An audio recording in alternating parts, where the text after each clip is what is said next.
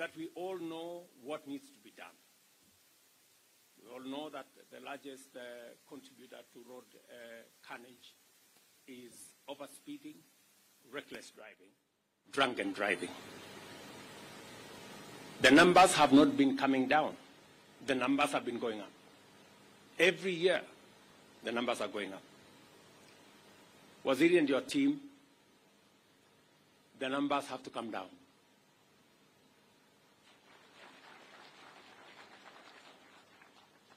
And the template on how the numbers should come down is known.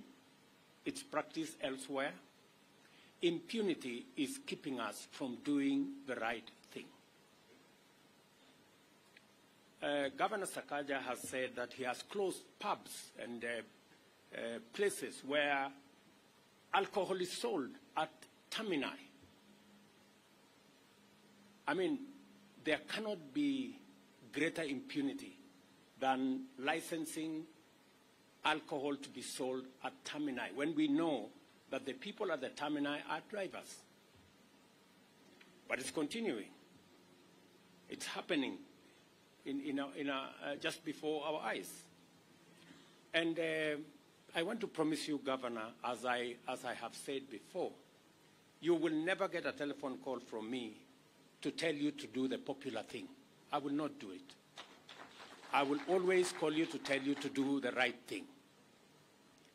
It may not be popular, but as long as it's the right thing, do it.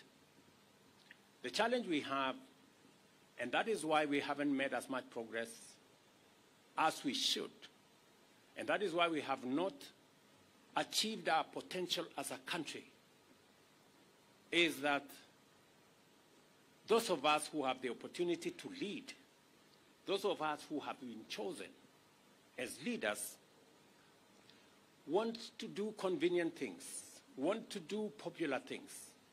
And I will say this again. As leaders, we are elected to lead, to serve, and to make a difference in people's lives. We are not elected to be popular. If you want to continuously to be popular, don't be a leader. Be something else. There is an opportunity for you to be popular all the time, for people to clap to you to clap for you all the time. Be a comedian. That way, you don't have to struggle. People will continuously clap for you. People will continue to laugh at what you're saying, and people will continue.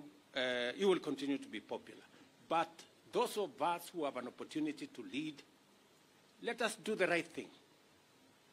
It may not necessarily be popular, but the right thing will get us to the right place. And we will never go wrong by doing the right thing. And therefore, as we launch this program and this action and this strategy, we must be focused on results. We must be focused on results. And the results will be the numbers to come down. The target, as was said by the chair, is to cut down by 50%. I will be looking out for the 50%. Everything in between, you have my support, you have the support of this administration to do it. But the people of Kenya will be focused on results. I too will be focused on results. And as Waziri has said, we have negotiated with friends. I want to thank many friends who support us in development of our infrastructure. The ambassador of EU has said EU has been a great partner, together with others, in developing our infrastructure, road infrastructure in Kenya. They are also willing to partner with us on matters road safety. I expect greater collaboration between the traffic department of the police and the NTSA. There has been some disconnect, sometimes competition between these two agencies. Mr. IG, Mr. DG, please, I expect greater collaboration so that we can see results coming down. I also expect greater participation by the public. All of us, every road user, pedestrian, driver, passenger, private sector, traveling in public transport, our children, all of us must be conscious about the dangers that lurk behind road using. And therefore, it is my expectation that we will be the administration that will finally deal with this challenge. We have 20,000 people in hospital because of different kinds of accidents on the roads. We're spending a colossal amount of money trying to treat them and to take care of them. Families are losing breadwinners, children, mothers, fathers, relatives, and it is devastating. And therefore, the collaboration that is required, and I am very happy that we have members of parliament here. They have been doing a great job in making sure that they facilitate regulation, making of legislation, getting policies in line, and therefore, with the support of every arm of government, I am very confident that we will begin to see a reversal. I am looking forward, before the end of this year, that majority of our junctions, majority of our blind spots, majority of the areas that bring danger to road users will be on camera. We have discussed, we have talked about instant fines for a very long time. Waziri, please, instant fines, 90 days is too much time for you to wait. Let's do it so that we can get everybody behaving because they know somebody is watching them. It is therefore proper and fitting that we all demonstrate our commitment to road safety through concerted efforts, collaborations, and partnerships, as well as a sustained campaign to enhance infrastructure design, intensify awareness of campaigns and civic education, strengthen law enforcement, and support in the entrenchment of a national culture of safety and responsible road behavior. The launch of the National Road Safety Action Plan is a good starting point for our coordinated, multi-sectoral endeavor to improve road safety in our entire road transport system. I expect government ministries, departments, and agencies to lead this effort through a multi-agency framework to steer the implementation of this plan and ensure that public sector provides a model for road safety.